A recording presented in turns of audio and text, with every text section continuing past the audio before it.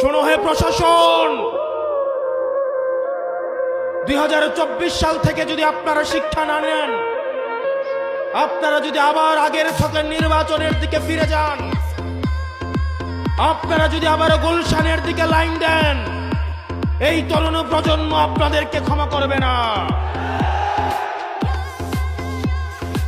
এই তরুণ প্রজন্ম যারা জুলাইয়ে এসে রক্ত দিয়েছিল, এই শাহী খুনি হাসিনাও বলতে বাধ্য হয়েছিল ওদের একটাকে মারলে একটাই যায়, বাকিগুলা রাস্তা থেকে যায় না। আমরা আবরার ফাহাদের উত্তরসূরি, আমরা আলিফের উত্তরসূরি, আমরা হাদি ভাইয়ের উত্তরসূরি।